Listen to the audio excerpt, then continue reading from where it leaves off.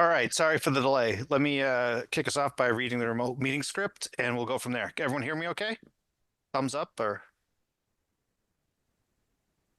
all right.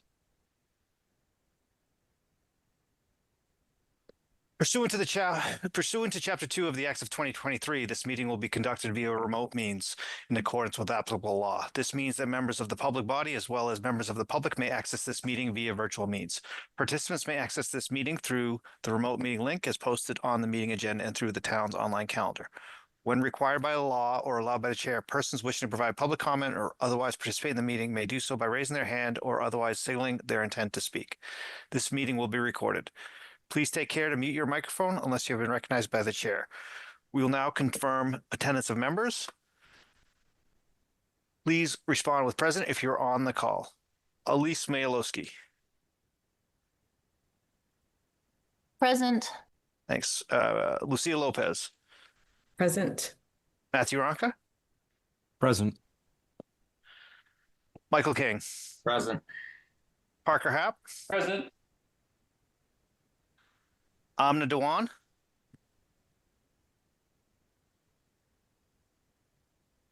Peter Mimo. Present. Vikasath Prati. Present. And Rob Benson is here. All right. Did I miss somebody?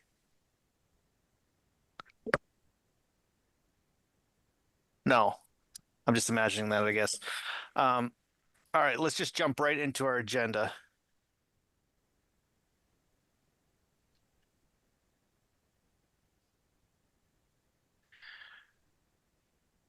So, Aniri or anybody, was there any feedback from the meeting minutes for our December 15th, 2025 meeting? It's not ready yet, Chair.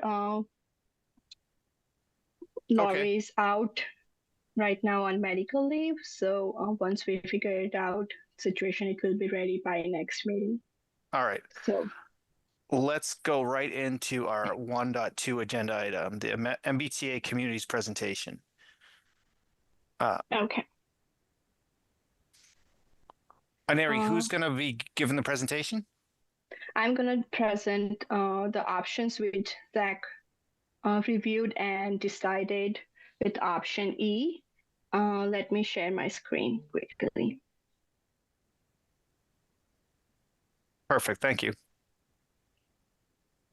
Can you all see my screen? Yep. Yes. Okay. Yep. Okay. So option A, this is our current proposal. I will brief out quickly regarding MBTA. In fall town meeting, we approved MBTA zoning bylaw in 2024. State reviewed that and sent us a letter stating that we did not meet the contingence requirement for the bylaws. So we need to revise our proposal and submit again. So our goal is to revise that and go through the town meeting, this year town meeting. And Zach reviewed few options. The current one, option A, is like our current MBTA zoning bylaw, which town approved with the 3 zoning district: Preserve, Downtown, and Walcott Valley. These are some demographics of that. The option B, which Zach reviewed, was adding few parcels here on the right side of Walcott Street between Downtown and Walcott Valley and remove the parcels which are seen in the green, highlighted in the green basically. And if we go with that option, you will see the results here. If we combine both, it's coming up as a 31.7 acres as a one district.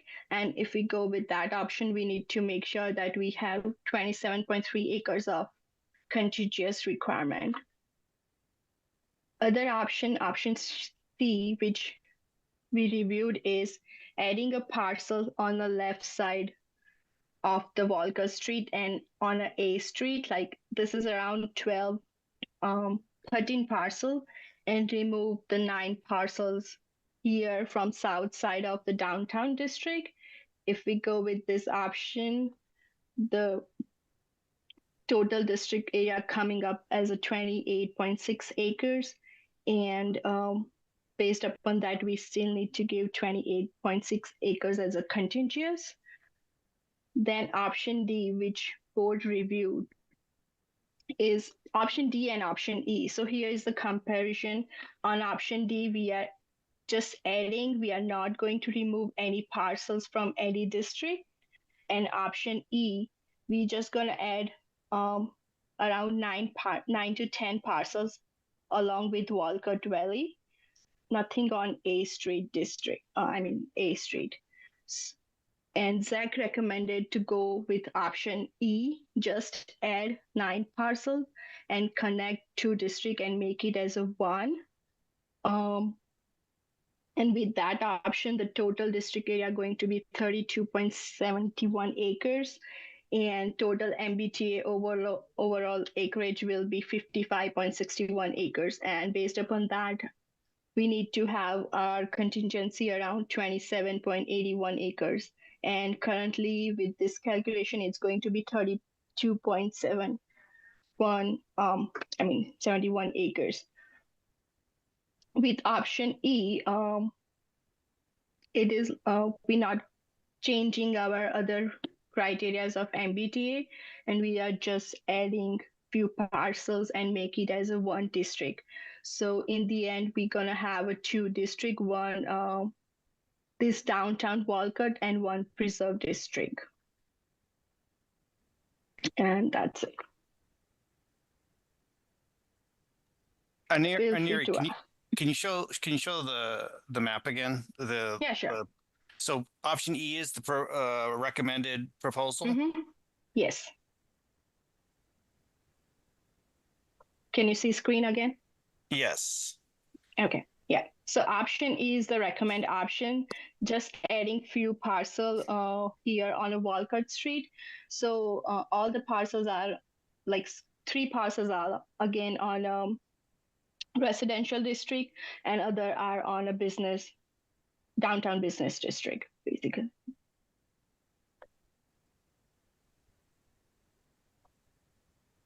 So I think the obvious question at town meeting that I would expect is, why wouldn't we make this district as small as possible? Why would we add here and not subtract? So that's my, I didn't attend all the zoning advisory committee discussions, but that's my question as well, because I think that's what I'd be asked presenting this. I can answer, or if Matthew wants to answer, he can answer too. Okay. So the main reason is like, if we remove some parcels and like add and remove parcels, then it will change our current calculation and it will affect the proposal. So all the parcels, all 3 districts which town approved are basically, if we remove any parcels, then we need to add more parcels than what we are adding right now, because it will change the capacity, which we need to meet like 750 units basically, which is required as per the state MBTA module. So we need to meet that requirement as well as the district requirement. So I'm not understanding. Like option E, we add these parcels, we connect the downtown area in the Walcott Valley area. We use parcels to connect those 2. But if we just eliminating parcels, like say we eliminated the one on the left side of Cedar Street that isn't in the downtown business district, just for example, like I understand what, like 50%. I understand we have to get to, if it's 55 acres, we have to get to 27.5 in 1 district. I get that. But other than that, I don't understand what it impacts. So let me go here. So this is our current approved proposal. So district acreage, then density, because we need to meet the density as well and the unit number. So if we are adding the parcels, it will affect a little bit, like from 54 acres to we're gonna be like 55, and it will make a one district, and we can easily accomplish our contingents missing requirement, and it will not affect that much to our capacity. If we remove the parcels, for example, you are talking about maybe removing parcels on a cedar side, like on the left side. These parcels are big in area, and all the parcels we are adding on Walcott Street, those are like pretty much under 5,000 square feet. So only a couple of them are larger in scale. So if we remove the bigger parcels, then we not gonna meet the other like density one that we need like 750 units under MBTA bylaw. All I'm referring to is the parcel that is not in the downtown business district, the one at the top, on Cedar Street, by closest to B Street to the left, is not in the downtown business district. Like, I don't know the acreage of that parcel off the top of my head. I can look. You're But I don't talking about If you move your mouse to the left, keep here. going. No, keep going right there. That one. That seems from my eye, that seems smaller than the proposed additions. Like, why? I guess I'm like not understanding why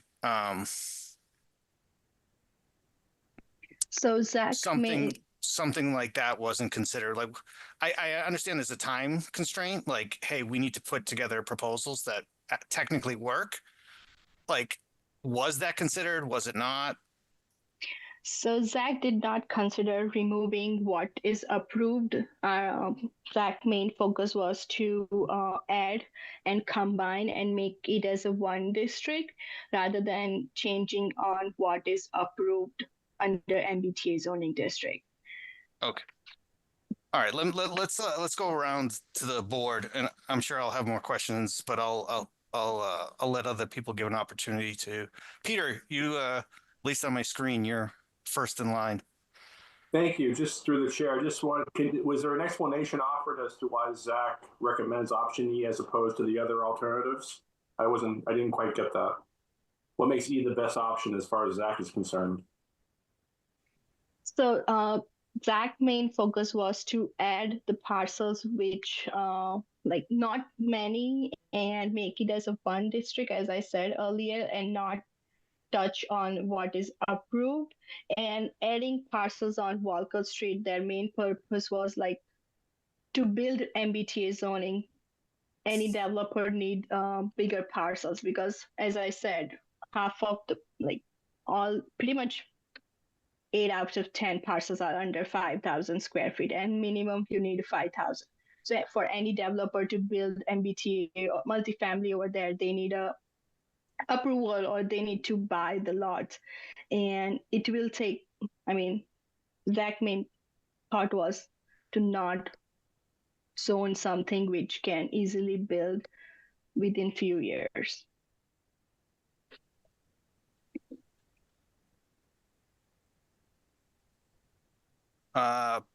Peter, do you have any follow-up, or I'll go to Parker? Parker, go ahead. Yeah, the question I had was in terms of the additions, I think, well, I guess it's more so a comment. I'm partial to option B, just because I think, and this B is in boy, the reason why is I think that like long term, we should be thinking in decades, not days on this plan. And it's, in my opinion, like a high probability that the town would go after that Bill's parcel as well. Try to get an expanded parking lot as they've attempted in the last couple of years. And in that case, I thought that the land that is town owned doesn't count towards the map size. So my concern in the arc of history is that we, if we don't want to do this again in the next 5 years or 10 years, should maybe think a little bit bigger just to be safe. So, food for thought. But then the follow-up, Rob, I was looking at the GIS map a second ago, and it says that should tread lightly based on wetland buffer zones or any land that could be like flood prone, which I'm wondering if that area, which I believe there's drainage over there, could have fallen into it. So food for thought. Option B is my preference.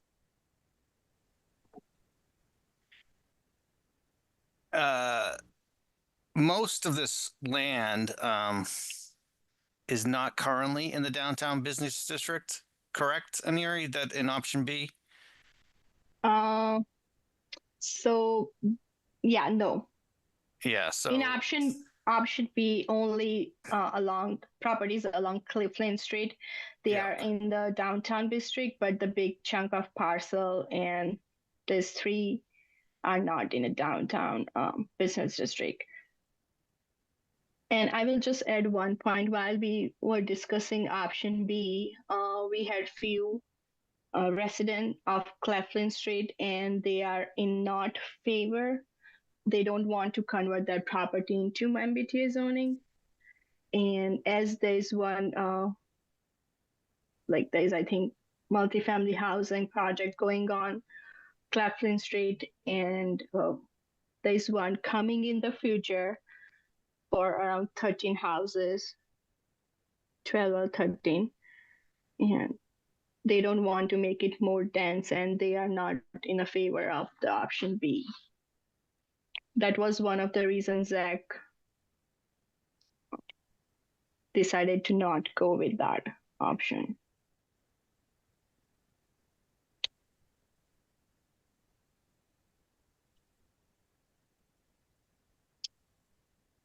okay.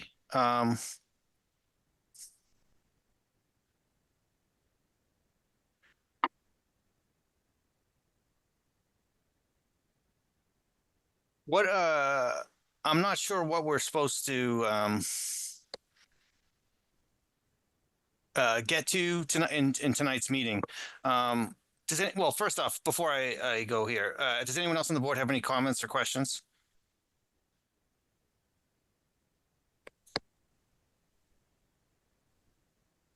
To the board. Go ahead, Vic.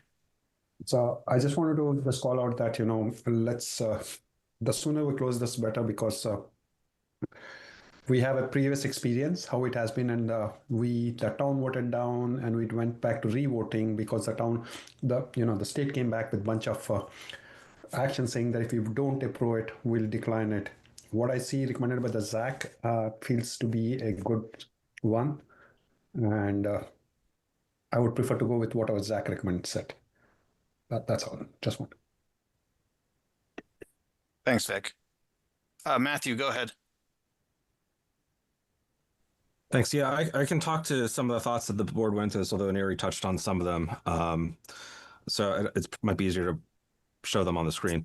The main concern with B, which is what we had, I don't want to say started with, because we started we revisited a lot of the things we talked about before, but B was one of the things that was novel.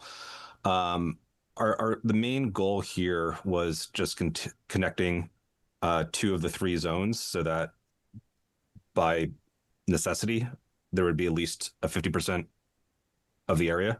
The main issue we ran into with what we proposed was that we split things roughly into 3 buckets, and that violated the reasonableness of the districts in one of the rules. So we were trying to connect the 2 closest zones with as little change as possible, just to make it not appear, basically to not confuse or not overwhelm town meeting with, we're moving these parcels here, we're adding them here, and having a whole list of removals and additions. We started with option B. The concern with that one is there's a very large property there that isn't significantly developed, and it's also very wooded, et cetera. And we were concerned that by, and it is outside of the business district, downtown business district. So by including that in the overlay, it may be encouraging a significant change in the landscape there and removing some of the natural woodlands and other areas that we didn't want to lose. So that's why we weren't thrilled with option B. Our main focus was as little of a change as possible, which meant adding as little as possible just to connect things without making it seem overly contrived of a setup. That was one of the concerns we had with option E was, does it seem contrived, or do we need to fill in A Street and B Street basically to make it a fewer sided polygon, basically to make it remove that little incision there. I think we were hoping to get feedback that nobody had concerns with the state level list. I don't know if we've been able to get that since we only came up with this a few weeks ago.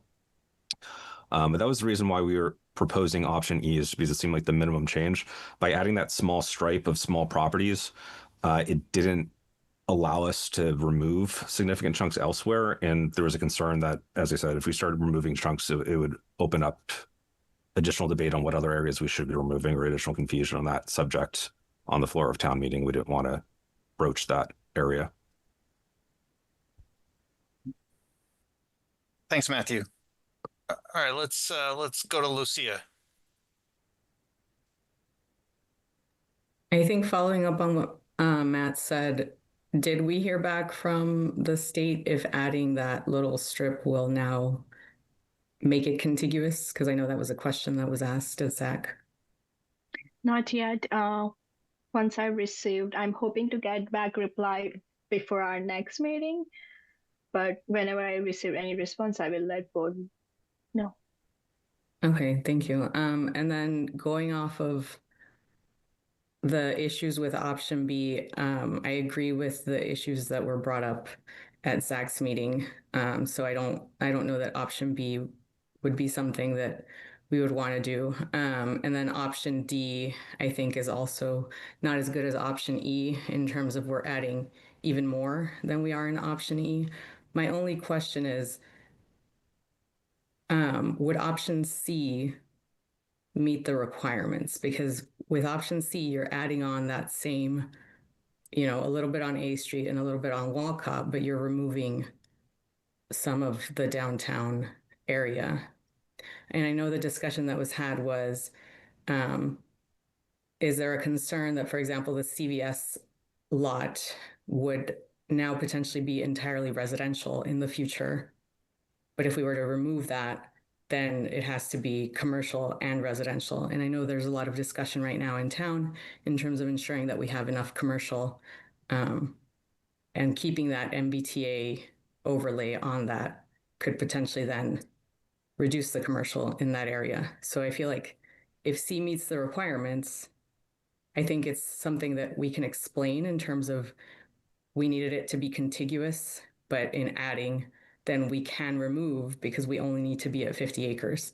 If we think that won't pass either town meeting or the state, then I'd say option E is the next best option, in my opinion.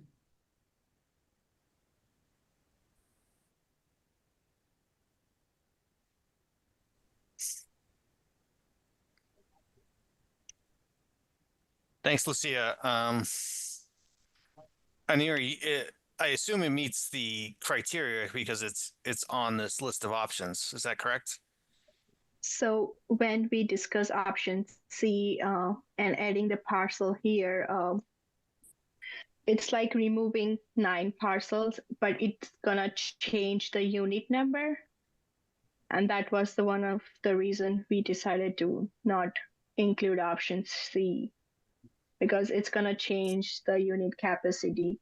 And all the 9 parcels, they are like big, I think 7 out of them are more than 5,000 square feet, and which is easily buildable, and the minimum unit number will change if we remove those parcels. as CVS is a big chunk of property, then the fire station that is more than 5,000 square feet property. So Well, I it guess will change the numbers. I can calculate again if board wants to go with option C, but it will. I think we just want to know if it meets the requirements. Like if it goes from 782 units to 775 units, it would still meet the requirements. I guess the question, like what we don't know is, does it still get us above the 750 requirement number? I think it will change. It will be less, or maybe like right at the edge, by removing the southern part of the downtown district.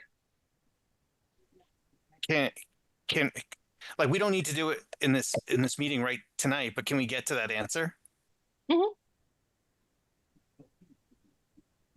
Okay.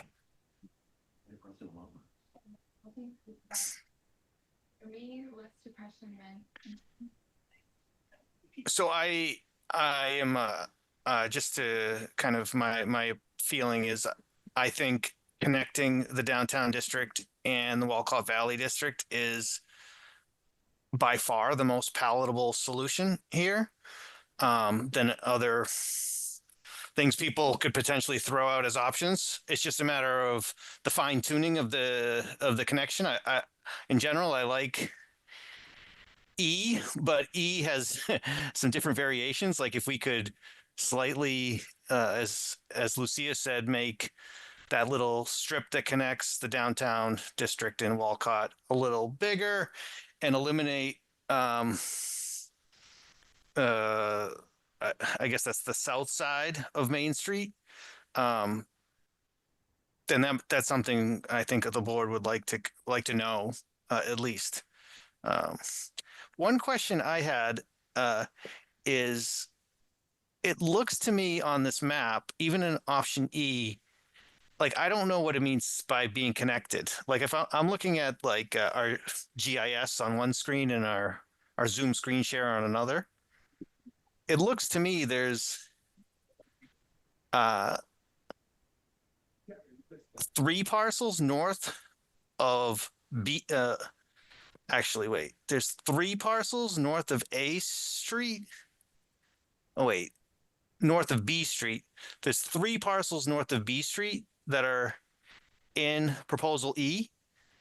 But I don't know why we wouldn't just need the one on the corner of B Street and Walcott Valley. I mean, Walcott Street. So let me zoom. If we do that, then state will say we just try to connect and make it as a one, and it's like like borderlining between Walcott and downtown, current downtown district of MBTA, and that was the reason adding 2 more parcels on Walcott. I mean, that stretch across the Walcott Valley. That was the only reason adding those 3 parcels. I guess that's really not comforting to know. Like, I feel like there's requirements, and then there's anything else is not a requirement. If it's to connect, then having the one parcel north of B Street connects it. I don't know what to do with kind of information like that. That the state would say it doesn't work. Are we sure? I can wait for state's response on that, if they are okay, or if they say you just added those parcels to make it as a one district to meet your contingent requirement. So we don't know what state going to reply. But by doing like option E, we are creating one district and total 2 MBTA district, preserve and this one. So by doing that, we are meeting all 4 requirements. But state might say that you just added those parcels to make it one to meet that. Well, that's what we're doing. We don't know. Yeah. But So, that's their requirement. If we're doing this to meet their requirement, and then they say if we're doing it to meet their requirement, my answer would be yes, we are. Like I'm not Yeah. I'm not understanding yeah. understanding. Lucia, go ahead. I think for some context, when Zach talked about this, they added on a couple of parcels north of B Street, not just to make it more contiguous, basically, but also the minimum lot size is 5,000 square feet. And I think those two northernmost additions don't meet that minimum. And so the feeling is that that's not going to get built under the MBTA overlay district zoning unless somebody buys two of those parcels. And if I have that wrong, then Aniri or Matt can correct me. Right. We discussed that in the last meeting.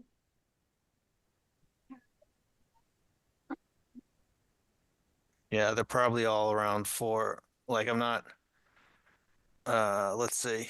I'm looking at Hopkin GIS here. The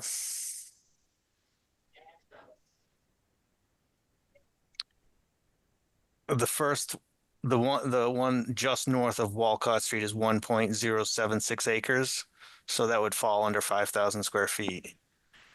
And the one next to it is 0.0921 acres.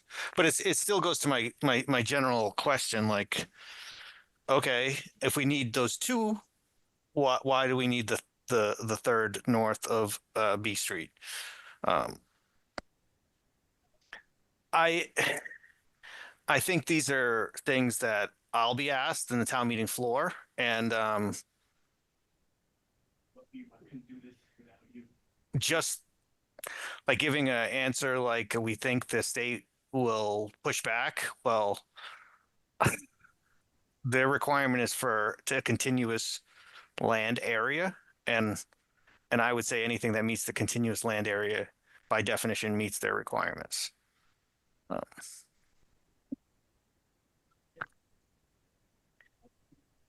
Are these Aniri, is that something we can get an answer on like ASAP, or is that something we can't get an answer on for months? I don't know, honestly, like how long state takes time to reply on this MBTA matter. Maybe because of the holidays taking time, but I can follow up back with them and see, or maybe I will try to call them tomorrow Okay. to see. So those would be my questions. Like, do we need to have more than like 5,000 square feet in a, like, because if you cross the street, they're all contiguous. So like having that under 5,000 square feet, the one lot north of B Street, is that a problem? And if so, what requirements would we know that that's a problem? And I have two other questions. The parcel to the west of Cedar Street that is not in the downtown business district, what would happen? That is the northernmost parcel along Cedar Street. What would happen if we eliminated that? And my last question would be what Lucia proposed. If we went with kind of option C, could we eliminate that land area south of Main Street? So like I have three follow-up questions that if we can get answered, I think we could close on this right away, unless anyone thinks differently.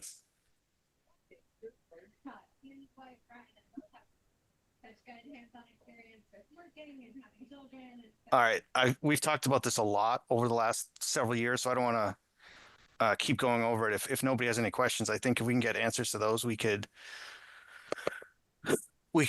lead to like what we should put in the annual town meeting at our next meeting, and just put it behind us.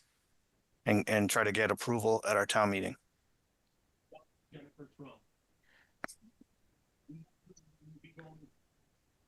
I'm going to jump to our next agenda item unless anyone has any comments. All right.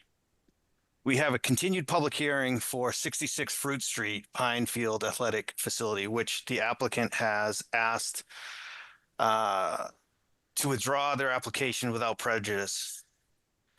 I have no objections. I don't know if anyone on the board has any comments.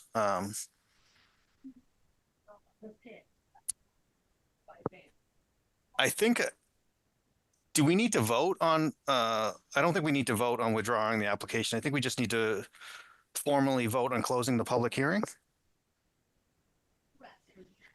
May I have a question? Sure.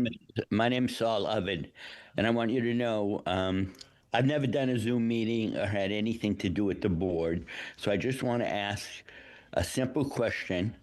Have you guys already talked about Lumber Street? Did I miss that? Supposed to talk? No, that's the next thing on our agenda. Okay. I just wanted to make sure I didn't miss it because I own a lot of that property. All right, yeah. 0 Lumber Street Lot 4 is the next thing on our agenda. Okay. I just want to make sure I didn't miss it. That's all. All right, hold on 1 second. Yep, go ahead, please. Aneri, do I need to do anything besides ask for a motion to close the public hearing for 66 Fruit Street? You need to vote on withdrawal, and then you need to close the hearing for 66. Okay, Through the chair, I can read the motion, the proposed motion. thanks, Lucia. I move that the planning board allow the applicant, the Town of Hopkinton Parks and Recreation Department, to withdraw without prejudice the application for major project site plan and stormwater management permit approval for the Pinefield Athletic Facility located at 66 Fruit Street portion as requested by the applicant. Second.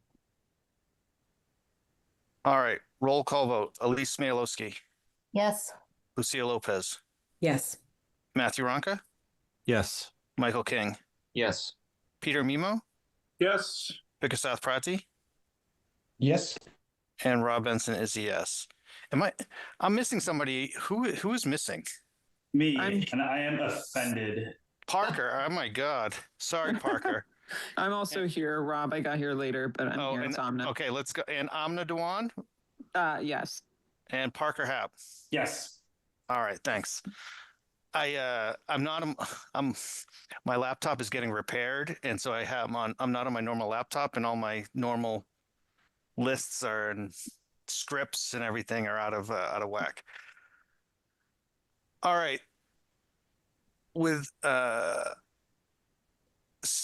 So now I'd like to entertain a motion to close the public hearing for 66 Fruit Street. So So moved. moved. Second. Thanks, Matthew. Thanks, Michael. Roll call vote. Elise Smailowski, Yes. Lucia Lopez, Yes. Matthew Ronca, Yes. Michael King, Yes. Amna Dewan, Yes. Peter Mimo, Yes. Bickerstaff Prati, Yes. Parker Happ, Yes. and Rob Benson is a yes. All right, item 3 on our agenda. I'd like to entertain a motion to open the public hearing for 0 Lumber Street Lot 4 REC Hopkinton LLC Major Project Site Plan. Hello? Hello? Hold on a second. We need to Okay. open the public hearing. I got to talk about the last public hearing. It's already It's closed. Well, I've been trying to get on for half an hour, but I couldn't get on. I have some questions on the overlay district.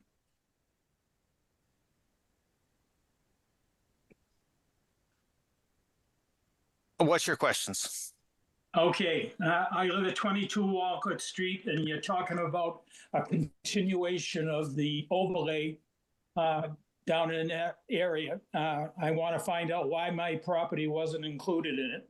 It's the last big piece of property in the center of town is 2.6 acres. And it looks like you went all around me. And I want to know why.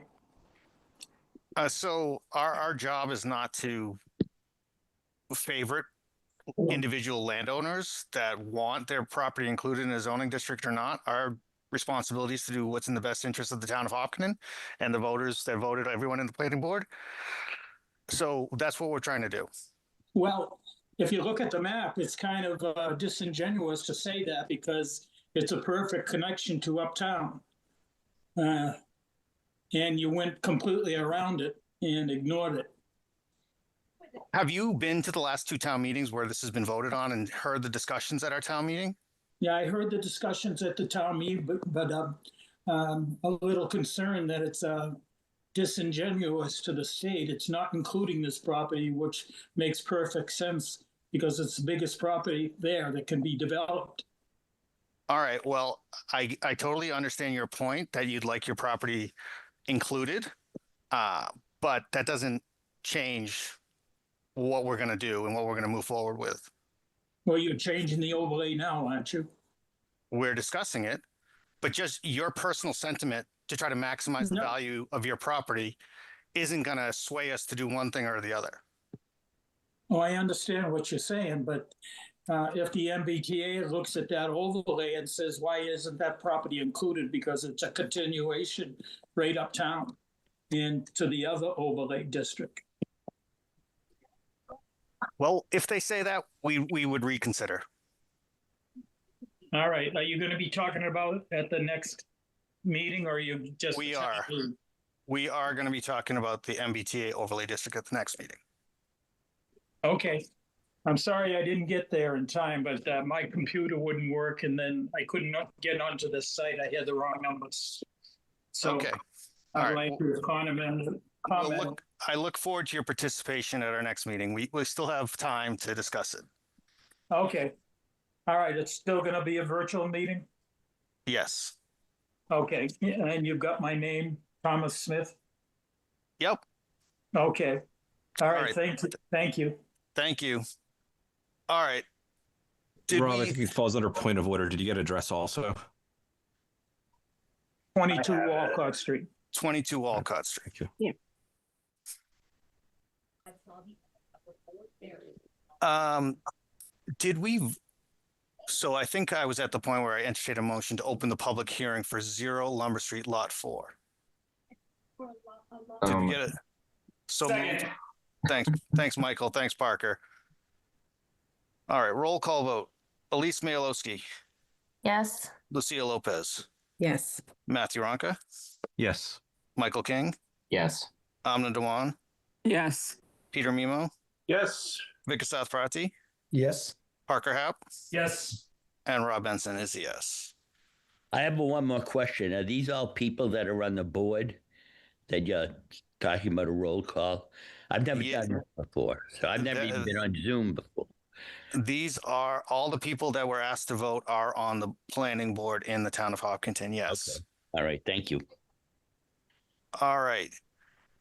Is there someone on the applicant's behalf that is on that can give us an introduction to this proposal?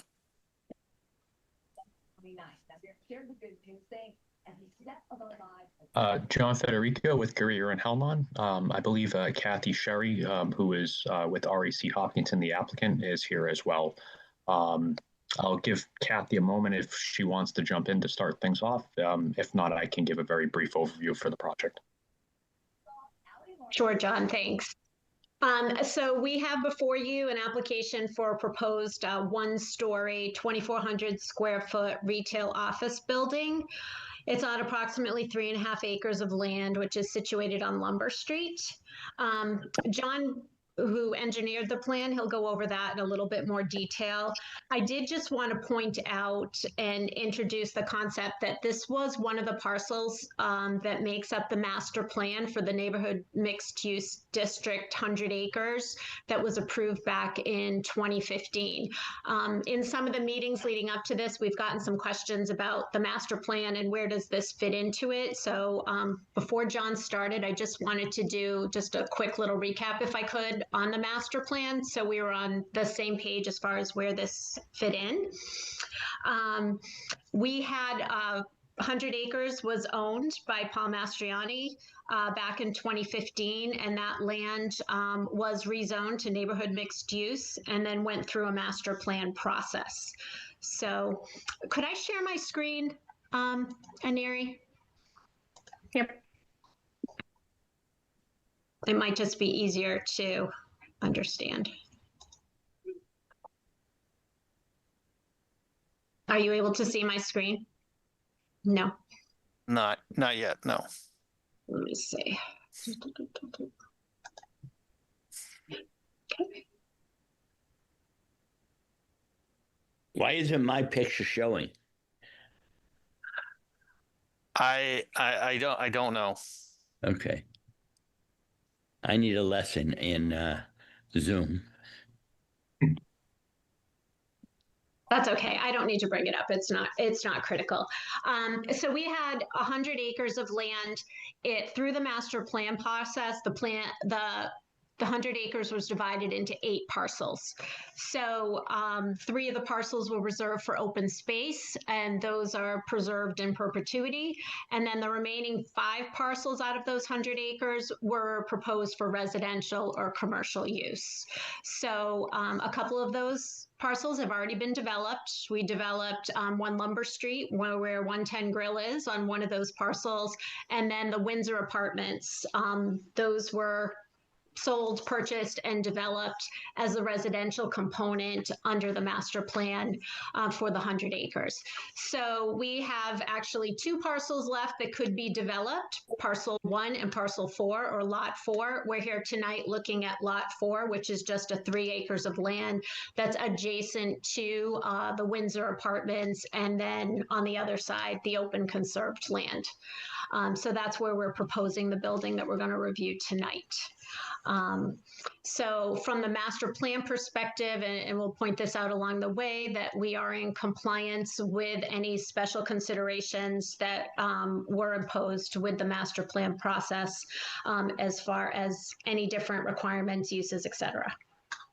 What about the racket? What about the racket club? Hold on. Saul, this isn't all the comments have to go through the chair. You can't just ask questions. Okay. Hold on. Kathy, go ahead.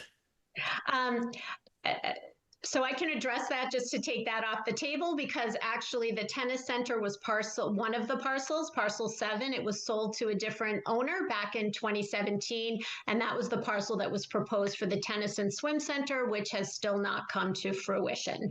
So that was one of the parcels under the master plan, not the parcel we're talking about tonight. We're talking about parcel 4. Okay. Okay. Yep. Sorry. No problem. With that, I'll turn it over to John for Gary and Howland, just to kind of go through an overview of the site plan, and then we can answer any questions. Great. Thank you so much, Kathy. Just for the record, again, John Federico with Guerrero and Hellman. And Aneri, if you would like to pull up the site plan, feel free to. If not, if I can get screen sharing privileges, I'll pull that up on my end here. You can share. You can ask to share the screen. Okay, perfect. One moment here.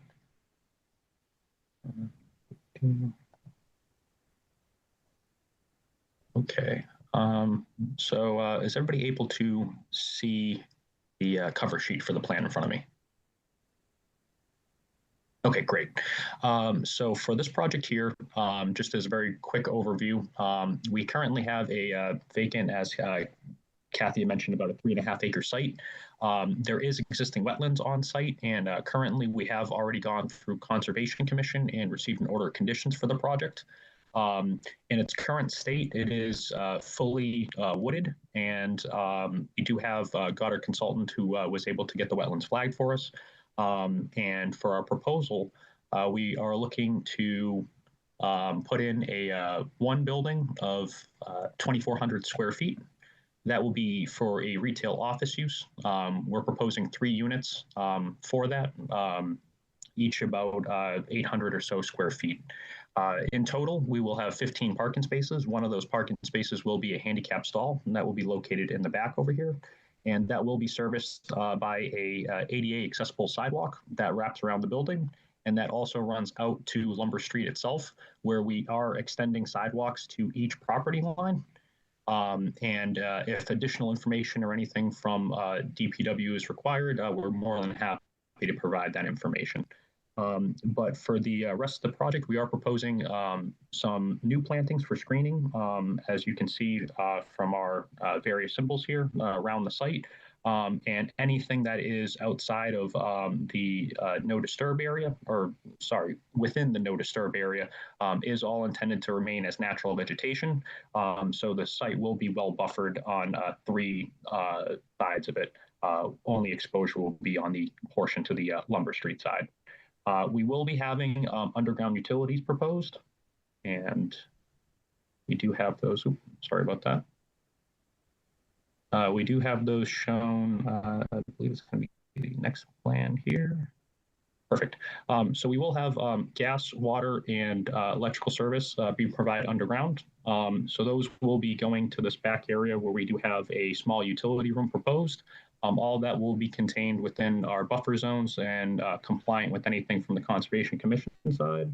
And then from our drainage and sewer standpoint, we do have in the front system or front area here a proposed underground infiltration system with water quality rows for treatment and TSS removal.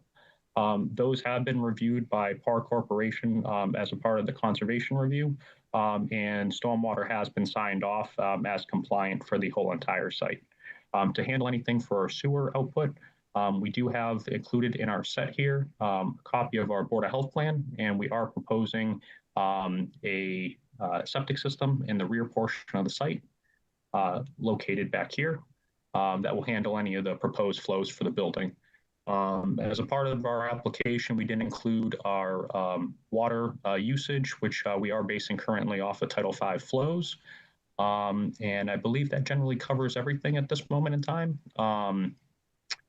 So if there's any particular questions by the board or any of our abutters in attendance, I'd be more than happy to go into a little bit more specific for everything. Chair. It's anyone on the board have any questions? I had one, Rob. Parker, go ahead. Can you hear me? Yeah. This is the parcel that's directly abutting Windsor, correct? Yes, it is. Okay.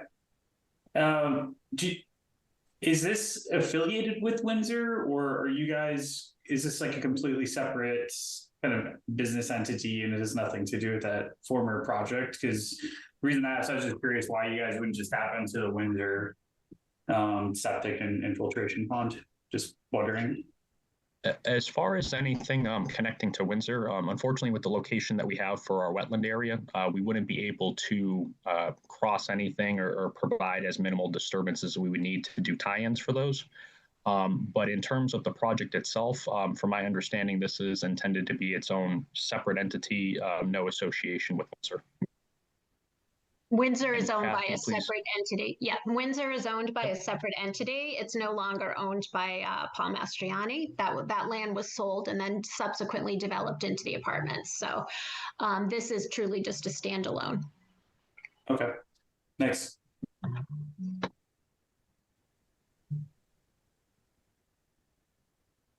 Matthew, go ahead. Thanks. So the applicant mentioned that basically this is going to be a cutout into the wooded area, right? That's what the line is there. That's going to remain native, basically. I'm looking Correct. at the bullet that the mixed use master plan encourages and in some cases requires to accommodate pedestrian connectivity between the various parts of the mixed use district. So I'm wondering how that plays with what's proposed. Is that just along Lumber Street, or is there other walking paths to Windsor and to 110 Grill, for instance, and the shopping center down there?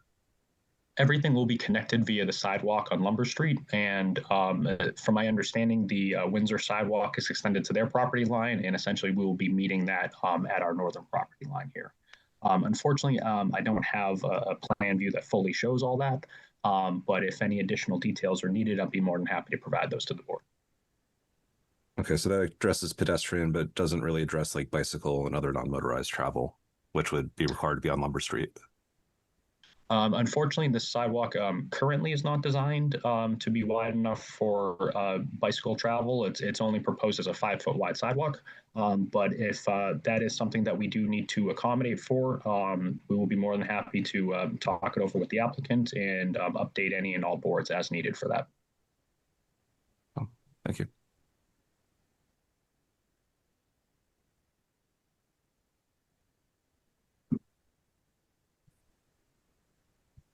All right. We may come back with more questions, but let's go to Aneri for a staff report on this project. I will quickly summarize from my side. As applicant mentioned already that they already went through COMCOM approval, and with the discussion and also mentioned on order of conditions. If there is anything changes happening to the plan, they need to go back for conservation review. The property and the project is on neighborhood mixed-use district under water resource protection overlay district. Applicant do not need to submit site stormwater management permit separately, as they are all the criteria is meeting and they are not triggering stormwater. Applicant is going through design, they need to go through design review board for the site plan, and as well as they're going to be in front of zoning board for special permit and variance application, just to inform the board members on that. To construct the building, and they need special permit and variance for the use. What do you mean? This land isn't zoned for commercial? What do you said they need to go before the Board of Appeals? What do they need to go before? If I heard that correctly, what do they need to go before the Board of Appeals for? So applicant submitted special permit and variance application, special permit under section 210-72 to construct a new building for more than 2,500 square feet, and they submitted variance application for allowing veterinary clinic. Am I correct, Kathy? Yes, if I could clarify, as far as the use goes, we are zoned for commercial, and there are a defined set of uses that we are approved for. We have had an interest from a potential tenant for a veterinary clinic, so we included that in our petition to the zoning board for consideration of a vet clinic as an allowable use in the building. Okay, so all right, so there are allowable uses that are already by right for this land. Oh yes. Okay, all medical uses, office uses, retail, etc. But vet clinic is not specifically called out, so that's why we have that use request before them. Okay, sounds good. All right. And just to add, Pear Corporation is our consultant from planning board side on this project. We did not receive their review back yet. They are under review. So for next hearing, we're going to have their comments as well. All right. Sounds good. So this is typically where we ask the applicant and I asked the board about a potential site walk to get a lay of the land as it lies, so we can be better kind of acquainted with the topography, the general state of the land as it is today. What is the general board's availability for maybe not this Saturday, but next Saturday? What's the date? 17th? 17th at say 9 a.m. I am not available next weekend. This weekend I'm available.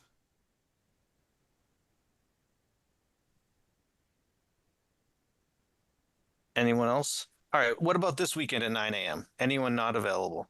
And that goes for our applicants as well. Could somebody meet us? No, sorry, I'm not available at 9. I'm available from 8 to 8:30. 9 a.m. There's a game for my kid. Okay. I could bring donuts if we do it at 8. You guys are crazy. There's a chance of rain Saturday morning too. Just Oh, FYI. that doesn't sound great. Okay. Or maybe after 2 p.m. Yeah, that doesn't. There's a greater chance of rain in the afternoon.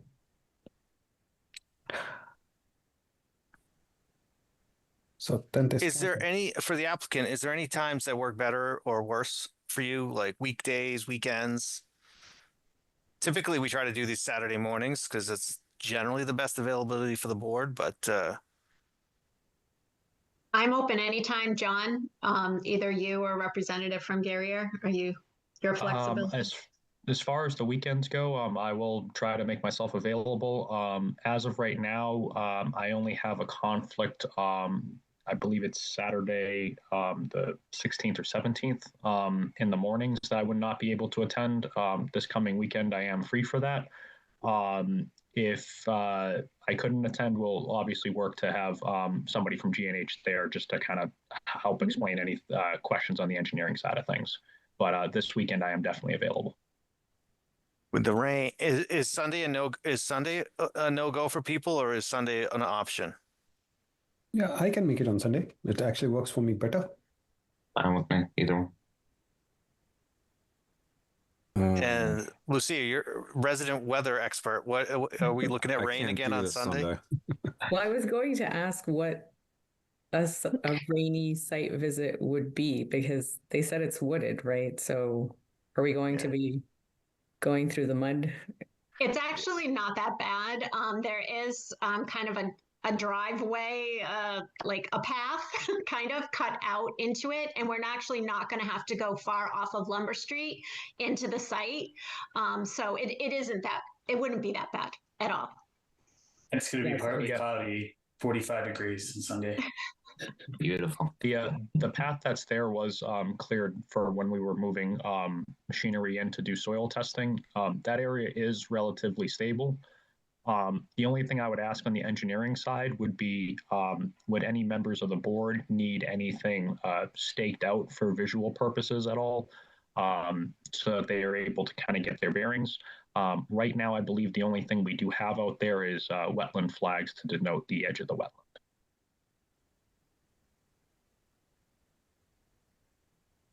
That should be fine. Yeah, I mean, for my purposes, I think that's fine too. So. What about the Sunday, the 18th? Is that? I do know that is a holiday weekend. Oh, let's not do that. All right. That's what I was going to say to the chair. That's a long weekend. That next weekend. I don't want to do a holiday weekend. Can we shoot for Sunday? This Sunday, I think. Even if some people can't attend, it's better to try to go on a day it's not raining than a day it's raining. So Sunday the 18th at 9 a.m. I mean the 11th, Sunday the 11th at 9 a.m.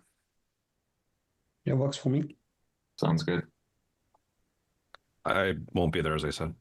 So. I can make it. All right. I will be available as well. All right, sounds good. We'll try to get at least as many board members as possible. We know at least Matthew can't make it, but hopefully he can drive by and get a general overview. So we'll see you then. But for tonight's meeting, does anyone have any questions for the applicant before we go there? Matthew, go ahead. Well, not for the applicant, just probably for Aneri. So we're not reviewing this for stormwater, and I was just curious why it didn't trip that as part of the site plan. Was it because of the mixed use district, or because it's just too small of a disturbance, or what's not? So yeah, so the application is not disturbing any criteria of stormwater, so that's why they don't need stormwater management. So they are good with the impervious surfaces, disturbance, and slope. So they are meeting all three criteria of stormwater permit. So they're good from that side. Okay. If I may also add to that, during our conservation review, PAR did complete a stormwater review as well. And we did have, I believe it was 2 to 3 rounds of comments to address everything on the stormwater side of things. So we did feel that any additional review by PAR, where they have already approved the system and no changes have been made to it, were a little bit redundant to have done again.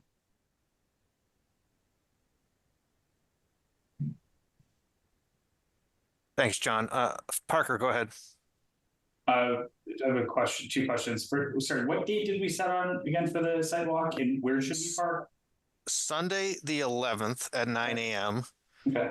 Parking, I'm not sure. It's probably There easiest just to park at 1 Lumber Street. There is some parking like in the site if you want to pull into the site, but you could park kind of down by the Spoon or the Spoonery and then just walk right over. It's not far at all. Okay, thanks. And then does this, I'm remiss to note, are you folks constructing EV chargers at this site? Or I'm just not seeing any on the plans? We currently do not have any proposed for the site, but we have had internal discussions in the event that anything needs to be done, potential locations for those. And I can just show the site plan view in case that is needed for anything here.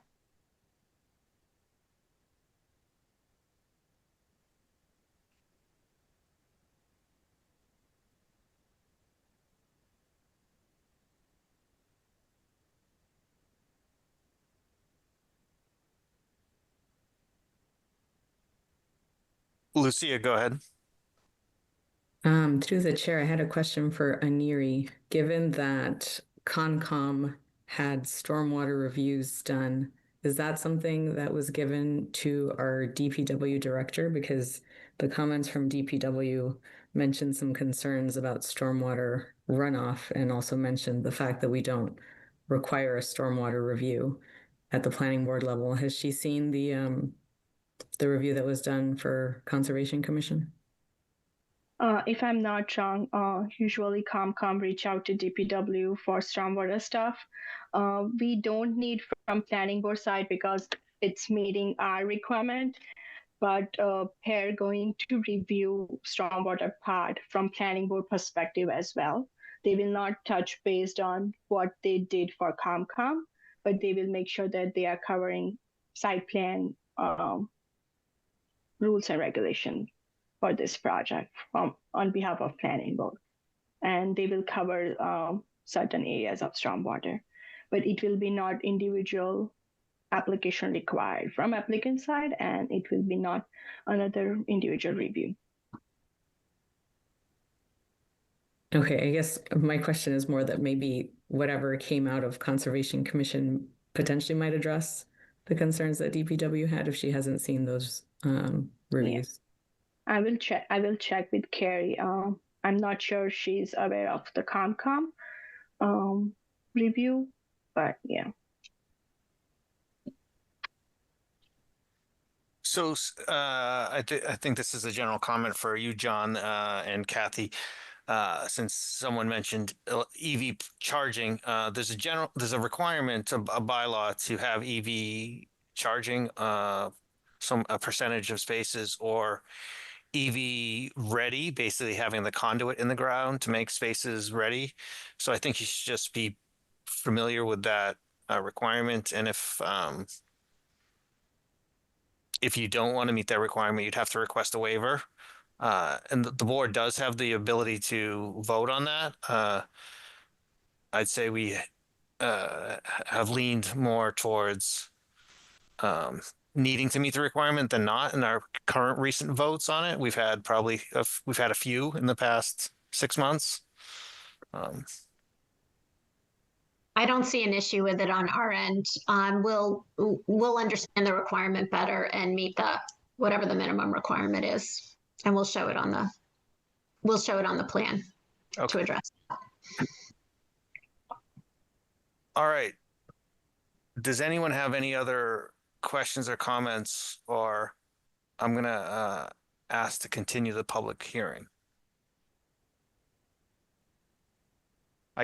I'm only seeing, I'm not seeing everybody. All right, at this time, I'd like to entertain a motion to continue the public hearing for 0 Lumber Street to January 19th. Chair, it's going to be on January 26th, January 19th. January 19th is the Martin Luther King Jr. holiday. Sorry about that. To continue the public, I'd like to entertain a motion to continue the public hearing for 0 Lumber Street to January 26th. Does So anything need to be extended beyond that? Aneri, does anything need to be extended? I think because I don't think we need to extend the decision deadline. No, we are good. This is site Okay. plan, so 90 days. We are good. Second. All right, Sir, so I Michael, still have a question for you. Point of order, we have a motion and a second already. all right. Can I We're rescind gonna- my second? What's that?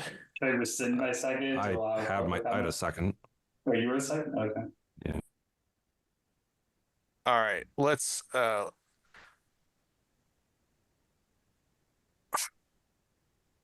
Saul, Yeah. I asked for comments a while ago. We have a motion on the floor we're going to vote on. Elise Malowski. I was told that if Yes. I came here, I could ask these questions by Wilbur, by Cooper upstairs in planning. She told me to come to this meeting and I could at least ask a few questions. I've asked numerous times if there's been any questions. You never said anything. Well, I didn't. We're at a point I where- don't understand this. And I'm trying to learn about this. I have very quick questions. Just 2 quick questions, and it has nothing to do with the land. It has to do with the building that's going to happen and what happens on Lumber Street to me already. I have 10 acres right across the street from all of this. And all I'm concerned about is two items. And I don't mean, if you tell me to stop, I will stop. But it's just 2 items because I don't understand how the town works with these, you know what I mean, with the policies of what's going on. I don't. So you're there's bylaws that govern people's rights and ability Yeah. to use the land, and there's a process to basically get projects approved. Yeah. And that's all the land in town is zoned a certain way, like whether it's residential or commercial, and that's all available at our town hall in our planning department. Yeah. All of the processes are readily accessible through our planning department. You can learn all about them. Yeah, I went there and they told me to come to the meeting. But This I don't just- understand what you want to know. Okay, I have nothing against them doing the building of what they have to do or anything. I mean, I can't stop any of that whatsoever. The 3 questions that I have is just one, are they going to leave any of the trees up front or does that all come down? That's one thing. And the other thing that I would like to ask is, and this happened to me before, when they start putting lights on all these buildings, they're all going to shine in my windows. And the reason I know this is when Hopkinton Auto put their stuff in, the board promised me in their work that they would make sure the lights are signed on their property or tilted down. So I'm not against them having privacy lighting because I understand you have to have that. But they end up shooting everything into my windows to the point where I had to close all my front windows. And I have a large, beautiful home, and I own 10 acres. I own 5 acres in front, about 8 acres in front of where they're going to be building or their parking will be. And I know there should be safety parking. I'm not against that. But I don't want the parking facing my house. You know, they could face it the other way in. And I just don't think that it's fair that it's going to, I mean, listen, this is all going to make my property larger. Saul, we're going to continue this public hearing. We're going to vote to continue this public hearing. All these questions, I highly suggest you come to the meeting on the 26th. We can Yeah. discuss all these questions. You'll have ample time Okay. to do so, because right now we're out of we're not following our process and our Okay. rules of a meeting. So Okay. roll call vote. Elise Mayalowski, Yes. Lucia Lopez, Yes. Matthew Ronca, Yes. Michael King, Yes. Amna Dewan, I'm not gonna mute.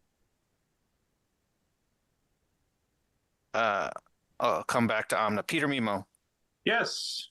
Vikasath Prati, Yes. Parker Happ, Yes. Rob Benson is a yes, and Amna, if you're there. Okay, we'll just assume the technical difficulties. So 8 and one abstention. I guess I don't know how if someone can't. I don't know what we classify it as. All right. We look forward to seeing the applicant on the 26th. Sorry, yes, technical difficulties, yes. All right. Thanks, Amna. At what time? 7:00. Through the chair. Go ahead, Lucia. I'm sorry. Saul and any other members from the public are also more than welcome to come to the site walk on Sunday. That's January 11th at 9 a.m.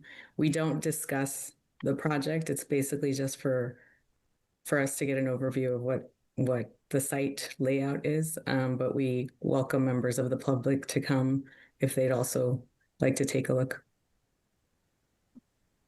At what time? 9 a.m. Sunday the 11th.